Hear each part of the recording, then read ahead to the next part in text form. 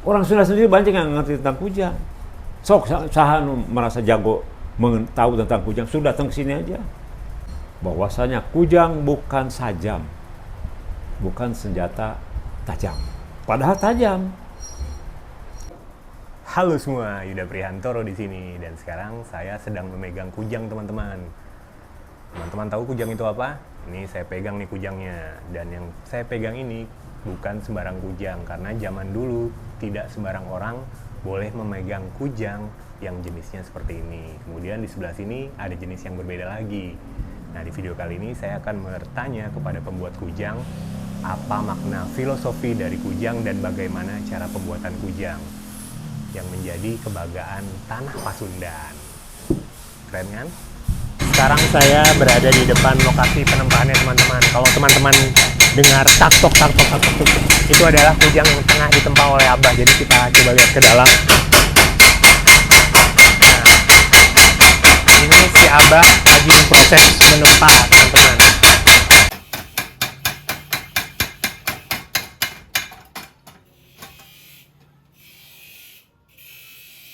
Assalamualaikum warahmatullahi wabarakatuh. Sampurasun. Nama Abah lengkapnya itu Wahyu Afandi Suradinata.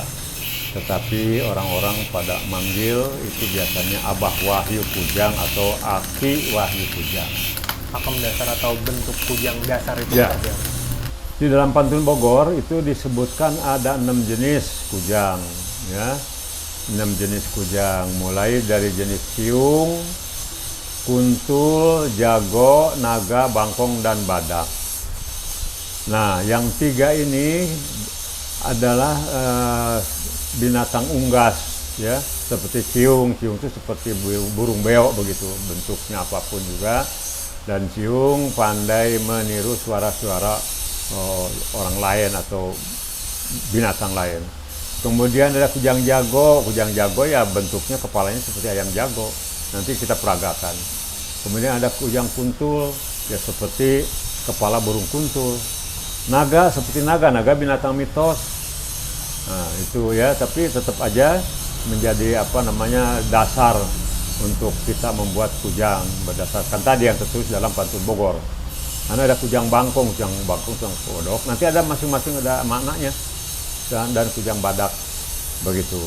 Nah, setiap jenis kujang itu sebagai simbol siapa yang pegang kujang itu dulu dari zaman kerajaan, ya. Jadi menunjukkan pemanya kujang ciung itu matanya dari mulai 9, 7, 5, 3. Jumlah mata dalam kujang pada bilah kujang itu menunjukkan pangkat atau derajat begitu. Contoh, kujang ciung mata 9 itu ageman atau simbol raja dan para pandita, ya.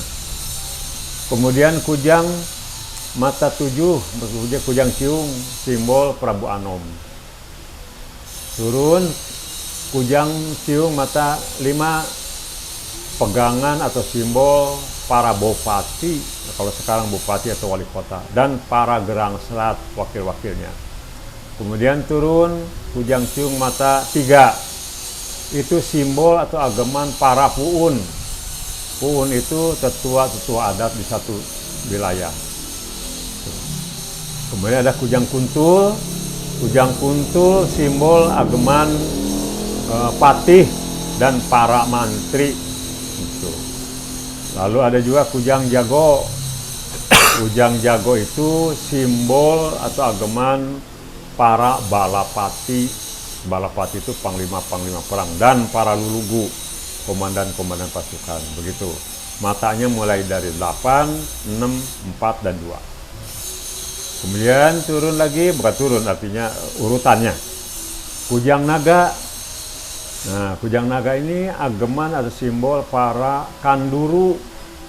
Kanduru itu kepercayaan raja, bisa pangeran, bisa bukan, dan para lurah. Kalau sekarang lurah, dulu itu jaro. Nah, matanya mulai dari 8, 6, 4, 2. Kemudian ada kujang bangkong. Bangkong itu kodok. Itu ageman atau simbol para guru itu ahli atau tukang dulu itu begitu. Ya, kalau pandita beda lagi, kujang ciung mata tujuh. Tapi ini guru itu tukang atau ahli. Jadi setiap orang yang punya keahlian itu diberi landian atau dijuluk guru. Matanya mulai dari 9, 7, 5, 3 dan 1. Nah, ada lagi kujang badak.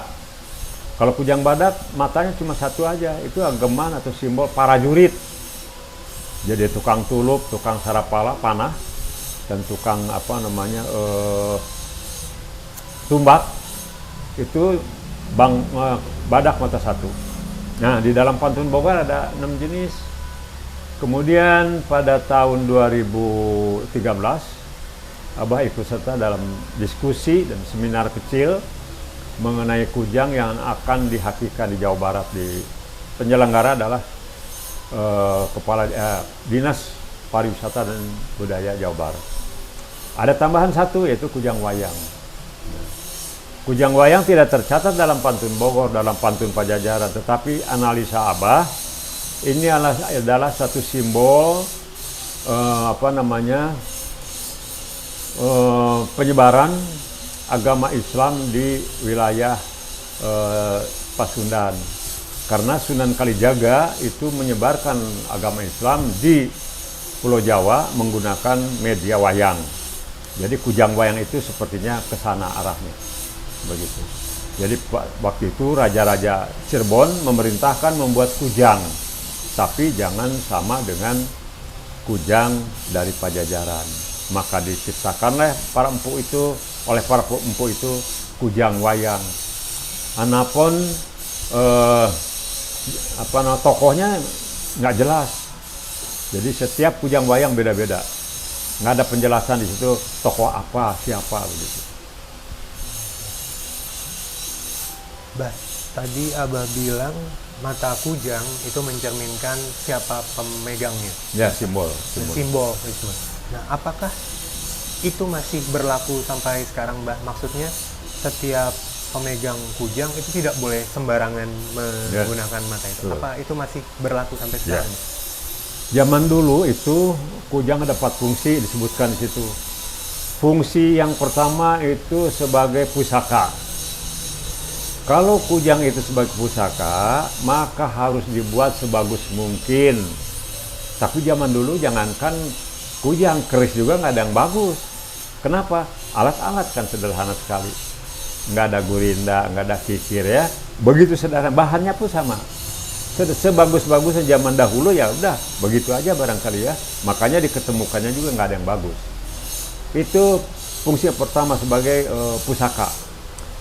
Lalu matanya dicocok, ditutup logam mulia, bisa emas, bisa perak, begitu. Ya itu dulu. Sekarang juga masih ada berlaku seperti itu. Kemudian fungsi yang kedua, lalu diberi muatan magis, gitu supaya supaya yang megangnya itu aman, begitu ya, terhindar dari ancaman luar, begitu kira-kira. Fungsi yang kedua itu sebagai pakarang, sekedar alat bela diri saja kalau terdesak. Karena kujang ini bukan alat perang, sekedar alat bela diri.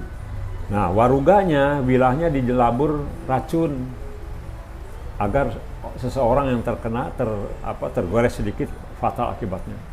Racunnya bisa dari macam-macam, bisa dari bisa ular dan dari rupa-rupa aja disebutkan di sana ada memang. Fungsi yang ketiga sebagai pangarak, diberi pegangan atau batang yang panjangnya sekitar 120 sampai 150, nah seperti ini. Tapi ini kurang panjang. Itu pangarak untuk mengarak upacara adat, upacara keagamaan dan upacara kenegaraan itu dulu. Fungsi yang keempat sebagai pamangkas, untuk memangkas semak belukar yang akan dijadikan lahan pertanian. Karena orang Sunda itu dulu orang-orang kebun gitu ya, ngahuma istilahnya. Setelah Belanda datang baru ada sawah. Kalau dulu kan orang Sunda itu sebenarnya orang pegunungan lah begitu ya, bukan orang dataran rendah asli nama gitu. Jadi ada sebelum sebelum berkebun menanam padi itu dibabat dulu semuanya, dicacar, sampah-sampahnya disingkirkan, kemudian menanam bisa jagung, bisa padi, umumnya padi. Itu zaman dulu. Sekarang fungsi kujang sudah berbeda, tapi ada yang sama, yaitu pertama untuk pusaka, ya. Sampai sekarang Abah sudah bikin kujang pusaka yang bersertifikat, itu sudah 1493 tersebar. Bukan saja orang Sunda, orang non-Sunda banyak juga yang menyukai kujang. Dari Aceh sampai ke Papua, ada saja orang yang pesan kujang. Kemudian fungsi yang kedua sekarang itu sekedar alat koleksi saja. Itu biasanya tidak dicocok matanya, tidak ditutup. Koleksi, kemudian juga sebagai hiasan interior, ya berupa diberi bingkai, diberi kaca, dan hiasan eksterior di luar. Sampai 7 meter pernah Abah bikin, ya, di dinding-dinding kantor, di gapura-gapura kantor kita bikin, dan sebagai aksesoris mulai dari pin sampai kepada bentuk-bentuk lain sebagai aksesoris seseorang yang memerlukan. Cenderamata yang lain yaitu plakat yang dasarnya kujang kita buat. Kalau yang tadi statusnya sebagai pusaka berarti itu pembuatannya beda atau sama, Bang? Dan ditempatkan sebagai pusaka itu maksudnya seperti apa? Ya kalau bikin kujang puasa memang ada pusaka itu ada syarat-syarat, tetekon namanya, aturan adat yang sebenarnya harus dilaksanakan aja. Tapi secara agama nggak apa-apa, nggak dosa. Cuman kan saya masih nganut tetekon, ya, masih nganut adat, acara-acara. Itu yang bikin saya nih harus dalam keadaan niis itu puasa itu, ya. Nah, mulainya biasanya kalau nggak Senin ya Kemis. Kalau dulu pesan guru saya, kalau mau bikin kujang selalu harus puasa kamu. Memang kalau 1-2 barangkali nggak masalah. Selama seminggu itu kita selalu ada pesanan yang minta cepat, bayangkan aja. Saya harus puasa terus.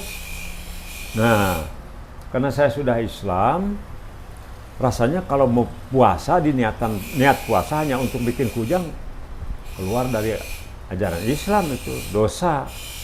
Makanya saya rubah itu. Kapan saya harus puasa? Ada puasa sunnah Islam, ya kan? Senin dan Kemis. Nah, waktu itu aja kita bikin kujang.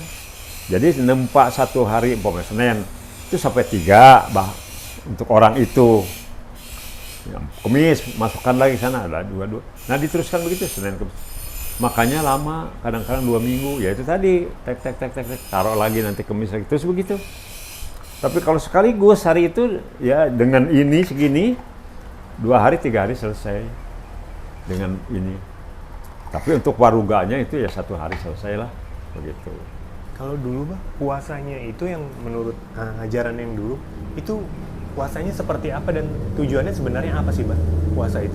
Nah, sebenarnya sih kalau dijelasin sekali banget nanti larinya ke, nanti ada semacam dugaan, ini mistis, ya, mistis. Jadi gini aja sekarang mah, kalau kita menempa berhubungan dengan panas, berhubungan dengan besi, ya untuk itu harus perlu kesabaran. Jadi nggak begitu. Jadi itulah kesabaran. Ketika kita puasa, biasanya orang tuh kalau puasa kan sabar, jangan buru-buru dong, ya. Jadi diemplek-emplek begitulah kira-kira, untuk yang penting keselamatan. Ya kalau sudah mental kena kaki, ya mau mental ke orang lain yang ngebantuin kan juga bahaya. Nah intinya itu harus sabar lah, barangkali gitu aja intinya sih. Nah kebetulan kalau umpamanya sekarang mah kan saya dari tahun 2005 2010 ya, setelah meninggal 2015 lah Sekarang kalau bikin kujang puasa, saya niatkan puasa sunnah aja, Senin Kemis. Saya tidak ada, nah kebetulan ada pekerjaan kujang kan nggak apa-apa. Niatnya sih puasa Senin Kemis aja, sunnah. Jadi sambil puasa sambil bikin kujang, bukan sambil bikin kujang sambil puasa, salah. Kalau proses pembuatan kujang pada dasarnya seperti apa sih, Bah? Tahapannya seperti apa? Tahapannya sekarang, nah kalau untuk pusaka, ini kita bicara pusaka aja ya. Kalau untuk aksesoris kan lain, bahannya kan juga lain. Nah, kuningan dia. Pusaka itu saya bikin dasarnya pertama dari baja, dan keduanya paduan. Kalau baja, kita ambil yang mudah aja, nggak usah dipersulit. Kita potong aja besi baja bekas per, itu yang paling bagus kan, itu bekas per. Nah itu kita tepak sampai tipis, ukuran 3 mili, mulai dari 8 yang bagian bawahnya 8 mili sampai tipis, baru dibentuk. Nah membentuknya bisa pakai pahat, ya, bisa pakai gurinda, itu membentuk kujangnya. Dan ada alat yang lain, kikir, ada bor, dan penyempurnaan bentuk. Nah itu kalau baja nggak ada masalah, lebih gampang gitu. Tetapi kalau untuk yang disebutnya paduan, kerennya mah berdamaskus katanya orang-orang ya. Yaitu beberapa jenis baja. Kalau saya biasanya 1 atau 2 jenis, 3 lah paling banyak. Itu kita tumpuk deh dalam potongan-potongan 11 cm kali 4, ya, 11 cm kali 3. Itu kita tumpuk, ada 8-10 tumpukan, baru kita tempa. Sudah tipis, balikin lagi, terus aja gitu sampai dia. Nah, kalau sudah tipisnya sudah memenuhi untuk dibentuk, baru kita bentuk. Membentuknya bisa menggunakan pahat tadi, juga bisa menggunakan gurinda dan sebagainya. Sama, pada dasarnya bahan yang beda. Kalau besi mah gampang banget gitu, baja mah, kalau ini paduan. Jadi harus bikin dulu bahannya. Kalau baja enggak, baja udah sedia, tinggal kita bentuk aja, kita tepa bentuk, sudah selesai. Nah kalau untuk paduan, udah masuk kita bikin dulu bahannya. Jadi ada acara membuat bahan, makanya harganya gitu itu lebih mahal karena bisa 3 kali lipat dari bikin baja. Bentuk kujang itu apa aja sih, Bah, namanya maksudnya? Kenapa? Nama bagian tiap kujang itu Oh apa itu aja sih, Bah? ya ini sama dengan ini ya. Iya. Di sini aja nih barangkali ini kelihatan di sini ya. Nah ini kujang ini waruga namanya, waruga atau bilah ya. Di dalam bilah kujang ini ada ini pepatuk, congo atau pepatuk. Kemudian ada bagian sini depan ini beteng itu perut. Nih. Kemudian ada tadah. Kemudian ada tali pasu, tali pasu ya, atau anak tadah ini bagian ini. Sekali lagi ini anak tadah, ini tadah, ini perut, kemudian ini congo pepatuk. Di belakang ini ada namanya tonggong itu punggung. Umumnya di punggung ada elup, nah ini seperti ini elup, yang meliku-liku begini elup. Kemudian ada siih itu jalu kalau di ayam ya, jalu. Nah ini saya siih, ini tonggong. Bagian yang tajam itu mulai dari sini, ini sampai ke sini. Itu bagian kujang yang tajam. Karena kujang 2 pengadeknya. Sama dengan ini juga, cuma bedanya ini barangkali bentuk saja. Ini naga, ini ciung juga sama. Nah, yang pusaka dikasih mata ini. Ini kebetulan matanya 9. Jadi kujang yang paling tinggi ini kujang raja, yang biasa sebagai simbol raja dan Brahmesta. Brahmesta itu pandita agung kerajaan. Gitu, ini bagian dari kujang. Nah, ini ada selut nggak umum sebenarnya. Kujang yang zaman dulu nggak ada selutnya. langsung aja dari sini ke sini gitu. Nah ini namanya landean atau ganja. Nah, kebetulan ini memang untuk kujang apa namanya, kujang pangarak. Depannya seharusnya 1,20 meter paling pendek, tapi permintaan beliau ini sebegini 1 meter. Ini kujang naga. Kalau ukuran bilahnya sendiri beda-beda Pak? Atau ada panduannya? Beda-beda kan dimensi ini. Jadi kalau ini tingginya segini, ini paling ini lebarnya segini 4. Di sini 3, 4, 5, 6, 7 lah kira-kira lebarnya itu. Beda-beda. Tergantung bentuk. Ini kalau kujang jago ininya lebih gede. Kepalanya kan kalau ayam jago lebih bedegul kata orang Sunda begitu ya. Lebih nong-nong.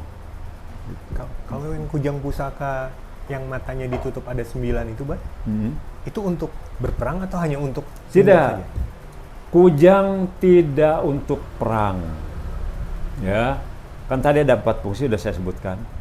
Fungsi kujang itu pertama pusaka, pakarang, sekedar alat bela diri aja. Itu pun kalau terdesak, ya. Jadi, dan matanya tidak ditutup, hanya dibalur dengan racun. Senjata orang Sunda zaman dulu itu yang pertama sarapala, panahan. Ya, di dalam panah itu ada gondewa dan ada jamparing. Senjata yang kedua itu tulup, tidak populer. Tulup itu sumpit. Senjata yang ketiga tumbak. Orang Sunda itu senjatanya cuma 3. Kalau pedang setelah ada Portugis barangkali ya memperkenalkan pedang. Kalau zaman dulunya nggak ada, itu sederhana sekali. Orang Sunda sejarah senjatanya begitu. Jadi sampai sekarang, apalagi sekarang sudah ada satu kesepakatan dari para budayawan Sunda bahwasanya kujang bukan sajam, bukan senjata tajam. Padahal tajam. Itu kita mengikuti zaman dulu aja yang diketemukan kujang. Oh ini sebelah sininya tajam. Sampai sekarang saya ikut. Nggak ada di sini berbentuk tebal begitu, nggak ada, gimana. Dan memang dulunya juga kalau terdesak bisa untuk membela diri, bisa mematikan ini. Gitu ya, bayangkan kalau kujang seperti ini dipakai untuk menusuk seseorang perutnya. Bayangkan masuknya aja sudah luar biasa. Dicabutnya sengsara lagi. Kalau keris di sini lurus, dicabut lurus-lurus aja. Kalau ini begitu masuk, dikeluarkannya kan dibalik begini. Jadi sudah lukanya sudah robek ke kemana-mana. Kalau keris tarik, badik hanya tarik saja. Nah itulah kira-kira. Bukan untuk perang. Dan itu kujang selalu tajam di 2 sisi? Iya, kujang disebutkan kujang 2 pangadekna. Kujang 2 sisi yang dalam. Jadi yang 2 sisi yang kuat tajam. Jadi ini tajam sampai ke sini. Ada batasnya gitu. Separuh lah kira umumnya. Ada juga sampai sini. Kalau kujang itu umpamanya matanya 4, paling tajamnya sampai separuh. Kalau ini sampai bawah karena matanya ini ada 5. Ini ada 9 sampai sini. Nah kalau matanya 4, ya paling sampai sini. Gitu. Kalau digunakan dibawa kayaknya dibawa di sini, ditogel. Nggak mungkin dong ini panjang begini di sini. Ini dibawanya di sini. Kalau keris kan di belakang. Kalau kujang di sini disebutnya ditogel. Antara sabuk dengan perut disisipkan gini. Gitu. Tapi umumnya yang pusaka ganja ya Pak itunya? Kenapa? Pendek atau panjang? Ini segini. Aslinya segitu pendek? Iya segini. Kecuali pusaka yang disimpan sebagai pangarak. Ya ini gini. Ini kan suatu saatnya dipakai sama mereka nih, akan dipakai upacara adat nih. Nggak pakai yang ini gitu. Panjang gitu. Ini fungsinya sudah beda lagi nanti. Nah ini begini. Itu ditogel namanya. Ada juga yang digantung di sini. Disebutnya di soren. Pakai sabuk gantung. Kayak bedog lah. Orang-orang Baduy bawa bedog seperti itu. Kalau setiap bagian kujang itu, Bah, ada makna filosofinya nggak sih, Bah? Bagian-bagian ini maksudnya? Oh enggak, ini hanya bentuk aja. Filosofinya barangkali hanya ini aja ya. Nah ini mata 9, itu ageman simbol raja dan Pandita Agung kerajaan. Arti aja itu mah. Kemudian dari 9, 7 itu ageman simbol putra mahkota Prabu Anom dan para pandita kan banyak berarti. Kemudian dari 7, 5 ini Kujang Ciung ya, untuk para bupati dan Gerang Serat itu wakil-wakilnya. Kemudian 3 untuk para puun untuk ketua-ketua adat di suatu wilayah. Sekarang hanya ada di Baduy aja puun itu, tapi di beberapa tempat adat masih berlaku puun. Kalau keris kan di tempat ada pamor, Bah. Kujang pun saya lihat tadi ada pamornya. Yeah. Nah, pamornya itu sendiri dibentuk dari apa sih, Bah? Dan apa ada makna di balik pamor-pamor itu kalau Abah membuat kujang? Sebenarnya tidak ada makna yang zaman dulu nggak ada. Kujang berpamor punya makna nggak ada. Cuma hiasan aja, jangan sampai polos banget. Kujang zaman dulu itu bentuknya kurang bagus. Pamornya hanya sulangkar aja. Kalau sulangkar ya titik-titik begitu. Kenapa sulangkar? Sulangkar dibikinnya hanya 1 lipatan. Dah gitu, memanjang dia. Jadi sulangkar aja dia berkeliling gitu. Tetapi kalau beberapa kali ditumpuk, nanti ada berbintik-bintik atau bercak-bercak yang berbeda kembangnya, tidak lurus. Nah, kalau yang lurus-lurus itu sulangkar. Tetapi kalau yang berkelompok-kelompok seperti sisik begitu, ini itu sebutnya tutul. Jadi boleh dibilang pamor juga boleh, tetapi zaman dulu itu nggak ada pamor yang punya arti. Nah, cuma saya dari tahun 2000 saya tiru empu-empu di Jawa. Para empu di Jawa itu menciptakan kadang-kadang belasan, puluhan pamor. Kenapa saya nggak bikin pamor? Saya tiru. Tapi sampai sekarang di tahun 2009 saya hanya mampu menciptakan 9 pamor. Itu pun disesuaikan dengan hari lahir orang yang akan memegang kujang itu. Itu aja. Selebihnya nggak ada. Nah, sekarang saya bikin pamor itu bisa berdasarkan paduan tadi, ya akibat dari satu percampuran, bisa dilukis. Sekarang teknik modern, bikin kujang berpamor hanjuang atau napi paku jajar. Kalau dulu kan sekali jadi aja nih tuh, ini akibat campuran.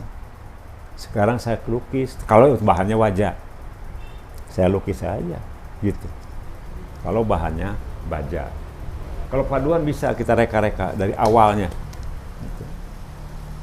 Dengan beberapa jenis wajah. Bah, kalau proses pembuatan kujang, kalau ada orang yang ingin memesan, itu biasanya berapa lama dari awal sampai akhir? Berapa?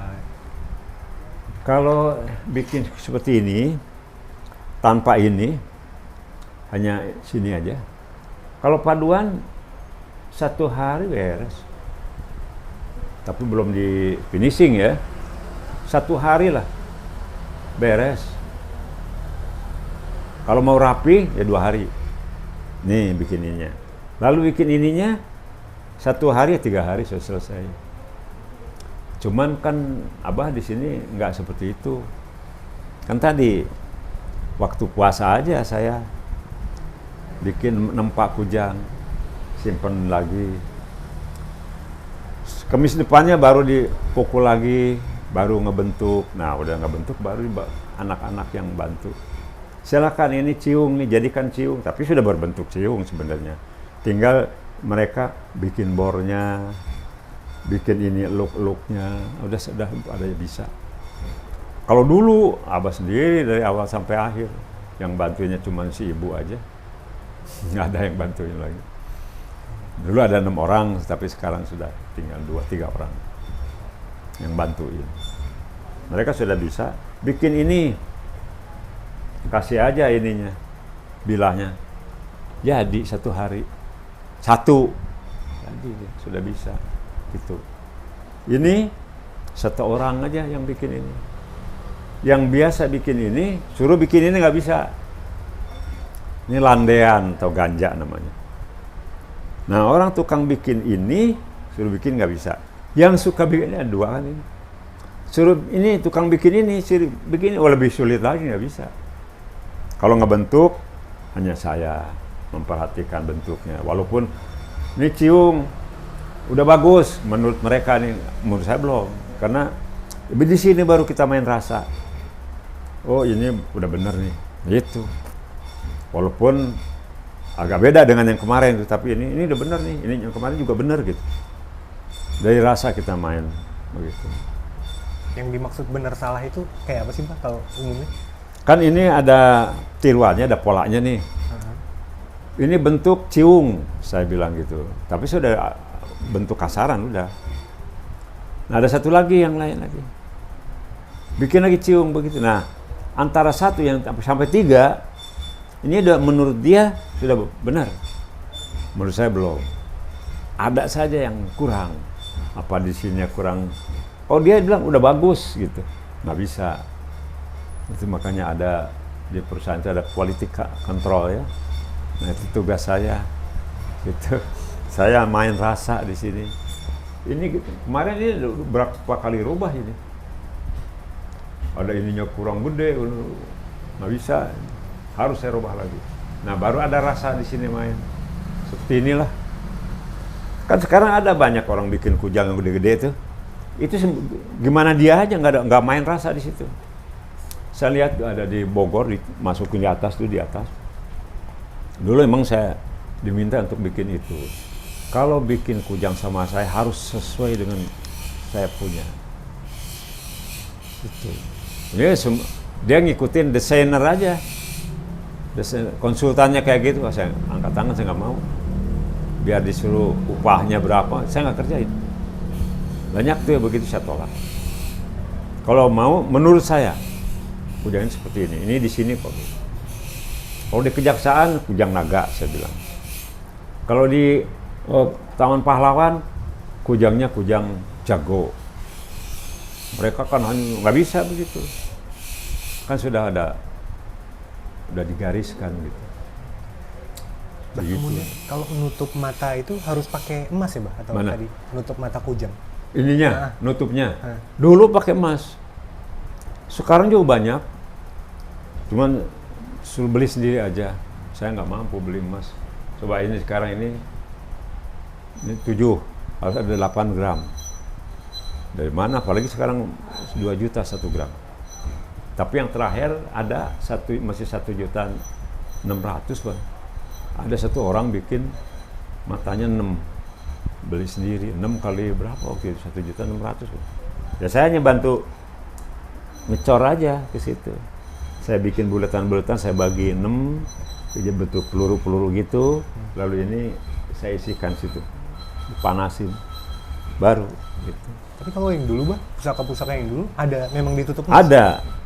Coba lihat di salah satu kujang yang masih emasnya masih ada itu di Museum Gesan Ulun Sumedang. Kujang naga ininya masih ada emasnya nih. Masih ada 1. Yang lain udah bolong. Kenapa bolong? Kita baca histori. Betapa keluarga besar Pajajaran itu hidupnya terlunta-lunta.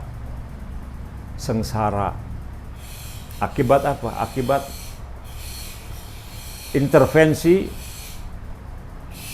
intimidasi, dan bahkan embargo ekonomi dari pihak Banten, Sunda Kelapa, dan Cirebon. Jadi orang-orang Pakuan Pajajaran itu setelah diserang Banten itu terlunta-lunta. Tapi kan mereka harus hidup, harus berpakaian. Dia kan tidak sempat bikin bahan. Dulu yang mendrop orang Pajajaran itu mengimpor bahan kain itu dari Portugis. Kan zaman Portugis mulai berantakan hidup kita ini. Semua tanah Jawa ini. dari Portugis. Kapasnya dari Portugis kita sedikit, sedang kita butuh waktu itu untuk pakaian segala macam. Nah, lalu untuk membiayai itu semua, raja, kemudian ada juga pejabat-pejabat yang memang punya kujang pusaka, itu dilepas ininya matanya, dijual ke daya, waktu ke kota. Makanya dulu itu banyak ceritanya, ada cerita orang-orang Pajajaran itu berangkat pada jual emas. Mereka pada punya emas, termasuk kuja di dalam atas kujang ini, dilepas jual. Kujangnya dibuang aja kemana aja. Gitu. Makanya kujang diketemukan nggak ada yang bagus, nggak ada yang utuh, karena begitu sengsaranya keluarga besar Pajajaran itu hidup terlunta-lunta. Dia tidak mau dekat dan diislamkan nggak mau karena memang sudah punya keyakinan sendiri.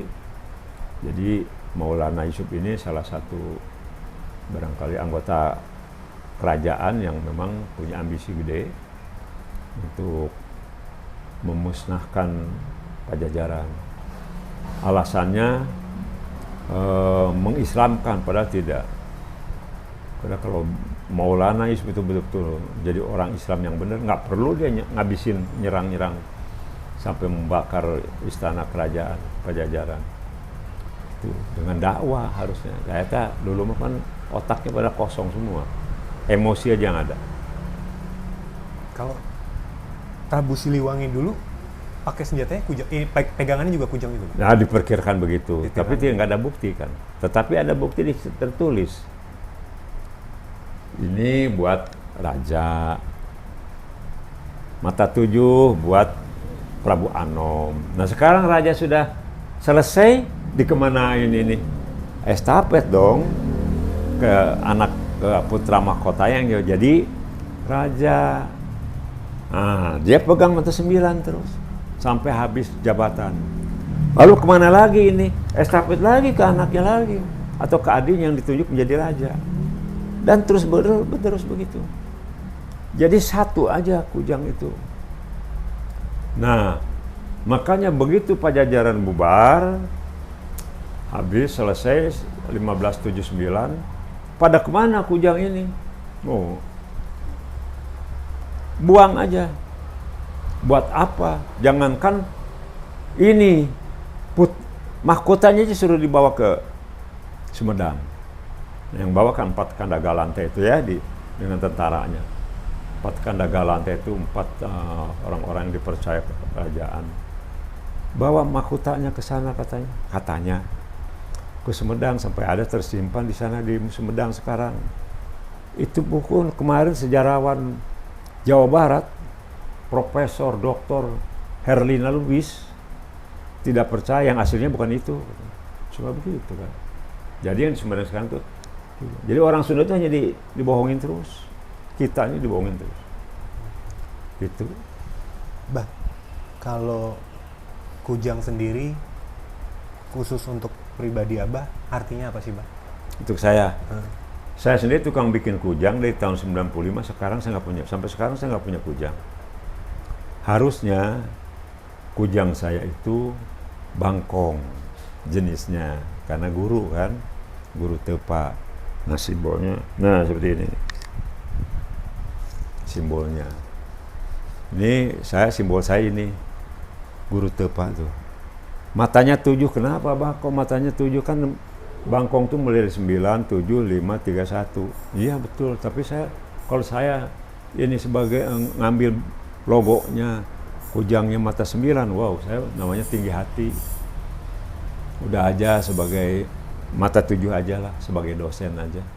Kalau mata 9 kan udah guru besar gitu. Mata 5 sebagai guru SMA, kira-kira seperti itu. Mata 3 SMP, mata 1 SD. Nah udah, saya ambil udah aja dosen aja lah. Karena sampai sini seluruh Jawa Barat sini banyak, jangankan orang non Sunda. Pernah diskusi, orang Sunda sendiri banyak yang ngerti tentang kujang. Sok saha merasa jago tahu tentang kujang, sudah datang ke sini aja. Suruh diskusi dengan saya. Mereka punya dasar ini. tahun 2013 itu saya diundang oleh petugas dari Dinas Pariwisata Jawa Barat. Jam 10. Abah, wayahna itu apa ya? Maklumlah katanya. Abah harus ikut diskusi tentang Kujang nih. Nanti jam 2 siang di mana di Jawa Barat? Loh, Dinas Pariwisata Kebudayaan. Loh, kenapa baru sekarang? Iya, Pak. Maaf katanya. Pertemuan pertama minggu yang lalu tidak ada kesepakatan. Kedua masih rame. Adu mulut. Abah yang ketiga diundang, dipaksa, ya udah silakan. Saya hadir ke sana, dijemput. Sana jam 2 persis dibuka di aula. Nah, ternyata udah direncanakan. Ini katanya ada Abah Wahyu, katanya muridnya Ki Anis Jatisunda yang sampai sekarang masih menekuni pembuatan Kujang. Bagaimana menurut pendapat Abah Wahyu tentang Kujang? Saya kaget kan. Rupanya pertama itu rame. Tiap-tiap kolektornya bukan orang sembarangan, para dosen, para profesor, doktor, dan para insinyur. Yang seneng ini, Besi Aji, diantaranya Kujang. Oh nih, Kujang saya banyak, ada 72 jenis. Datang lagi, terus nggak ada ketemunya tuh. Dari mana rekomendasinya? Pertemuan kedua masih gagal. Nah, udah pertemuan kedua baru bisa diperes sampai 25 varian. Saya datang ke pertemuan ketiga tiap minggu itu. Saya datang ke sana. Saya bicara banyak tentang Kujang. Saya bilang kalau cerita tentang Kujang, punten nih. Saya masih pegang ada buku tuh. Saya masih pegang makalah ini. Ini makalah dibuat oleh Ki Anis Jatisunda, guru budaya saya, yang pernah dipedar di Museum Sri Baduga, Bandung, tentang Kujang bulan November tahun 2020. Dan ini aja saya bilang, tahun 2000. Ternyata mereka semua udah megang makalah itu. Oh, kalau itu mah saya punya. Dah, kenapa harus rame? Ini aja rekomendasi ini. Punten, Cep, Insinyur Aris Kurniawan. Chef Aris, itu 72 varian, dari mana rekomendasinya? Hanya diketemukan, ada Kujang, jenisnya kayak daun nih, Kujang daun. Oh ini Kujang nih kayak burung, kayak Garuda, nih Kujang Garuda. Oh ini kayak gajah, Kujang lima. Nah kalau berdasarkan sebutan kita, karena ini rupa, nggak ada beresnya, saya bilang. Ini udah ada nih, tertulis nih, saya bilang buku ini. Nah di situ ramai lagi. Akhirnya di ujung-ujung jadi sampai sore itu ketok palu 6 jenis. Sumbernya mana? Pantun Bogor yang dibawa oleh Aki Wahyu Kujang dan sumbernya dari Ki Anis Jatisunda. Selesai. Dari 25, 6. Minggu depannya rame lagi. Ada ketidaksepahaman. Ini jangan 6 katanya nih. 7 tambah apa satunya lagi? Kujang Wayang. Kujang Wayang saya tolak karena orang Sunda itu wayang itu bukan seni budaya Sunda. Kalaupun ada, ya mulai awal abad ke-21 itu adalah wayang golek, boneka, saya bilang begitu. Tetapi mereka punya alasan begini, dia boleh lah. Saya setuju aja bahwa Kujang Wayang ini satu bentuk simbol penyebaran agama Islam di tanah Sunda awalnya begitu. Karena Sunan Kalijaga menggunakan media wayang kulit kan. Udah setuju. Atau 7 jenis. Dari situ saya konsekuen, memang dari dulu juga saya bikin Kujang hanya 6 jenis, ditambah lagi satu jenis Kujang Wayang. Ya saya setuju aja. Sampai sekarang saya nggak bisa bikin Kujang macam-macam, bukan nggak bisa, nggak mau. Sementara saya ini ingin memberikan informasi kepada masyarakat bahwa Kujang ini bentuknya kayak gini, namanya ini itu aja. Bukan nggak bisa bikinnya macam-macam model-model, gampang, kita kan orang seni. itu Abah mah begitu aja. Sampai sekarang saya bikin kujang 6 jenis dan 7 jenis sesuai dengan pesanan. Saya mulai bikin kujang itu sejak 1995 ya. Tapi itu sampai dengan tahun 2000 itu masih hobi sifatnya. Karena profesi saya sehari-hari itu sebagai guru di sekolah menengah. Pada umumnya dulu itu ada STM ya, kemudian berubah menjadi SMK. Nah, selama 5 tahun itu saya bikin kujang hobi saja. Bermula dari diketemukannya sebuah kujang yang dianggap kujang kuno itu di atas batu di muara Sungai Sukawayana, Cisolok, Sukabumi. Waktu itu saya melihat kujang itu tertancap, saya ambil, kemudian saya memang sudah mengerti kalau bentuk seperti itu adalah kujang. Tetapi benda itu saya bawa ke guru budaya saya, itu Abah Anis Jati Sunda, almarhum, meninggal tahun 2011. Kemudian saya perlihatkan temuan saya itu, beliau mengatakan bahwasanya itu adalah kujang yang pernah digunakan pada zaman Pajajaran, katanya menurut beliau. Indikasinya pertama itu kujang jenis tiung, matanya 5, ya bolongnya 5, walaupun waktu diketemukan sudah tidak ada matanya lagi, sudah bolong aja begitu, dan tidak sempurna bentuknya. Itu sampai sekarang masih saya simpan. Nah, setelah saya ketemukan kujang itu, baru saya suka dengan membuat kujang. Kebetulan saya juga selain guru matematika, guru fisika, juga guru praktek di STM, di beberapa STM. Nah, dulu itu di STM itu ada pengolahan logam, juga ada kerja perkakas begitu. Nah, kalau ada waktu luang saya gunakan waktu itu untuk mencoba membuat kujang gitu. Bahannya gampang sekali, banyak kita temuin di lapak-lapak, murah harganya. Ya, saya bikin itu dari tahun 95. Baru mulai tahun 2000 saya ditegor oleh guru budaya saya, almarhum Bapak Anis Jati Sunda, bahwasanya kujang itu bukan pegangan sembarang orang, katanya dulu begitu. Kita harus menghargai masa lalu leluhur Sunda. Nah, dari jenis-jenis kujang yang ada yang tertulis dalam Pantun Bogor itu dulunya Pantun Pajajaran.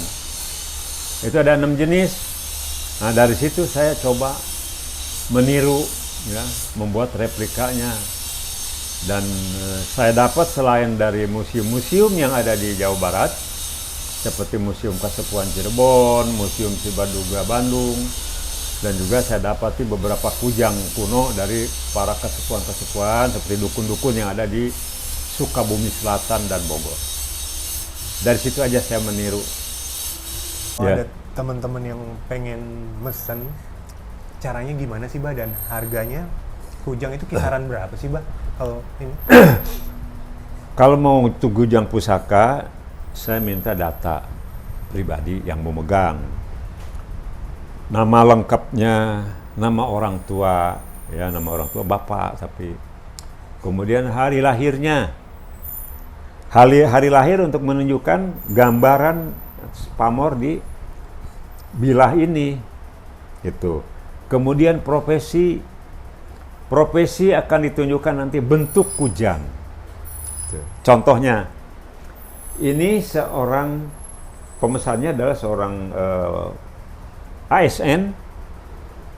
Kalau ASN pegawai itu kujang ciung saja mata 5 cukup. Karena beliau itu lahirnya hari Selasa, yaitu ininya Waruga Sungsang. Selesai sudah. Kujang sudah selesai ini, nanti saya beri nama kujang ini. Ngasih namanya gimana? Wah, yang nggak bisa saya enaknya namanya Sugimin, nggak bisa. Suryanto nggak bisa. Saya harus ngelamun, nggak gampang ngasih namanya. Saya ngelamun jam 2, jam 3 malam lah biasa gitu ngelamun. Saya taruh aja di sini seringnya sih. Ini kujang apa namanya siapa? Ada namanya. 3 kujang itu kadang-kadang dapat 1, dapat 2, kadang-kadang 3-3-nya. Ya udah cepat saya tulis sambil kertas supaya nggak lupa. Nah, tulis nama kujang ini untuk si ini. Lalu supaya nggak lupa, saya bikin piagam atau sertifikat. Di situ ada nama registrasi, ada nomor registrasinya pendaftaran kujang ini sampai ke sekarang sudah 1493.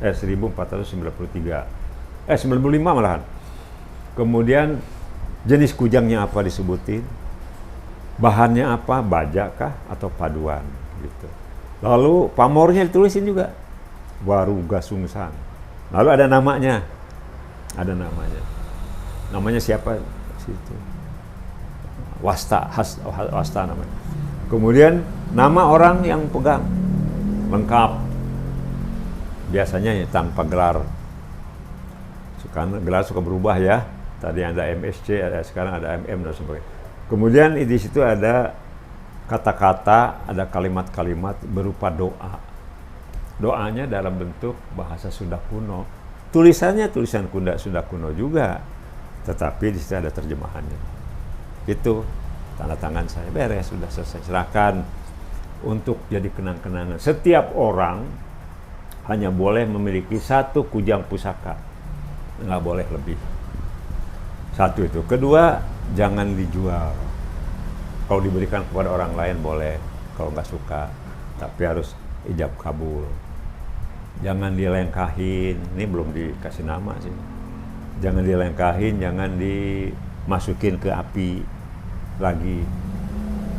Itu kan ada orang yang ini ingin dicuci, ingin dibersihin, diganti wanginya. Kalau dari kami kan gaharu, minyak gaharu, diganti pakai cendana, biasanya kan dicuci.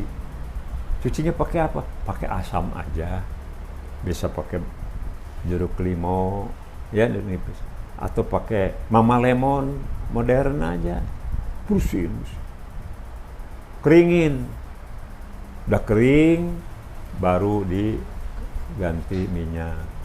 Tapi ada yang kepengen cepet kering, masukin ke kompor gini-giniin. Nah itu yang nggak boleh. Hanya ingin kering, hair dryer aja atau dijemur gitu. Kalau jemur takut hilang ya diangin-angin aja. Baru kasih minyak lagi, terserah mau senangnya minyak apa. Tadi kan dari Abah mah tetap jaga haru. Ini belum nih, kalau yang sana tadi yang jago sudah. Ini masih harus diberesin lagi. Oh, aslinya kujang yang dari dulu kayunya itu apa sih Bang bahannya biasanya? Sono keling dan garu. Garu tuh gaharu. Pakai 2 kayu itu? 2 kayu, ini juga pakai garu. Kenapa 2 kayu itu Bang? Nggak tahu, yang wangi aja kali ya. Kan kayu garu itu wangi, cuma kan sekarang susah dicarinya. Nah, serupa dengan kayu garu ini. Makanya begitu saya bikin kujang, di dalam kitab itu ditentukan kayunya garu tanduk, kayu garu aja. Yang sama warna dengan kayu garu ini, sono keling atau sono kembang. Jadi dari dulu saya bikin gini aja, warnanya sama. Cuma ini nggak wangi, walaupun sekarang agak susah ya dapatkan ini. Nggak wangi ini. Tapi warnanya sama ya Bang?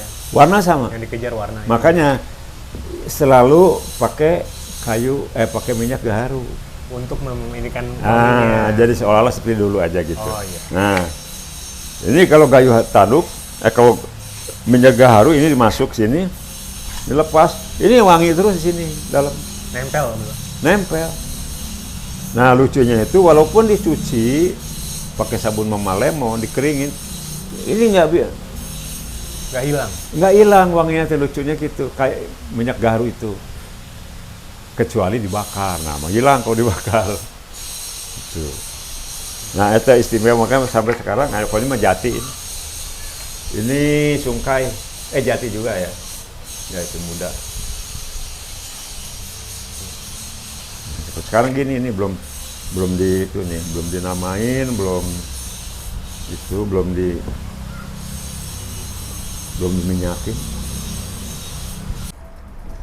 Itu. Nah, harga kalau ini dari baja, matanya 5 nih pusaka nih, matanya 5. 5 berarti 650. Mahal. Tetapi kalau dari paduan gini, karena bikin juga susah, ditambah 400. Jadi 950. Itu iya teh. Tambah 500 masalah ya. Tambah 500. Jadi 1.050.000. Itu udah memang agak sulit. Dan kalau mau mesen bisa langsung ke sini atau Bisa di sini biasanya bisa WA, bisa tulis gitu. Gue bilang dalam perawatannya kujangnya tidak boleh dilangkahi. Ya. Kenapa, Bang? Itu maknanya apa? Ini kalau cerita panjang dulu mah saya nggak pernah cerita begitu, dan banyak nuduh mistik segala macam, mitos. Begini deh, memang 4 tahun terakhir ini saya baru bicara apa adanya. Kita lahir dulu dari rahim ibu, keluar ke dunia, itu kan lahir ya. Berlahir itu nangis biasanya, teriak-teriak. Nah, bayi itu kalau hidungnya ditutup, mata ini, mulutnya dibekap gini, apa yang terjadi sama bayi itu? Coba, apa? Kenapa dia akhirnya? Meninggal. Mati kan? Nah, kenapa mati? Karena tidak ada udara segala. Nggak ada udara, nggak ada oksigen yang masuk. Tapi kenapa sebelum lahir, masih di dalam perut si ibu, dia dibungkus pakai air, yang disebut air ketuban. Ya kan? Dibungkus lagi pakai daging. Dari mana dia napasnya? Allah yang tahu. Ya kan? Dunia kedokteran, kebidanan juga bingung juga gimana napasnya nih. Oh, ini dari jantung ibunya. Ya silakan aja. Tapi eta mah merenang kesehatan, terbatas kemampuan orang kedokteran itu terbatas. Tapi ya mah logika orang aja, nyataan. Itu di dalamnya dibungkus air, dari mana ada oksigen? Kok begitu keluar waktu perlu oksigen sih? Dibungkus lagi pakai daging ari-ari tadi. Ya kan? Setelah lahir aja gitu. Ini dirawat, ini bungkusnya tadi dirawatin nih, dibersihin, dicuci, ya kan, dibedakin, dikasih baju, dikasih minum, dikasih susu, dikasih makan, disekolahin, jadi dia manusia gitu. Yang tadi kemana ini nih? Ada adat ya biasanya kan, dimasukin ke pendil aja, dikubur, di mana tahu, bodo amat, di mana nggak tahu, kadang-kadang dicakar-cakar ayam. Ini boleh dong kita akui, ini kan apa namanya, ciptaan Allah, ciptaan Tuhan yang Maha Kuasa, yang Maha Izin, kan dia punya esensi ini, melindungi ini dulu atas izin. Kenapa? Emang dibilang mistik kita kalau ini yang tadi ini, jat tadi ini, teman kita tadi ini, kita angkat lagi ke permukaan, kita dekatkan lagi dengan kita dong, jangan disepelein. Kita orang Nusantara punya adat, masih ada menghargai masa lalu orang tua. Ambil aja itu esensinya. Nah, karena saya tukang bikin kujang, teman kita, bukan teman itu, saudara kita yang berbarengan lahir dengan aku, kita jadikan satu aja lagi. Gitu, supaya terus menjadi teman, terus menjadi pelindung kita. Allah yang melindungi. Jadi teman baik aja lah. Boleh dong digituin. Dan Allah juga kenapa tuh bikin ari-ari? Kenapa pakai bikin air ketuban? Ya Allah itu replikanya kita ambil. Kita deketin lagi.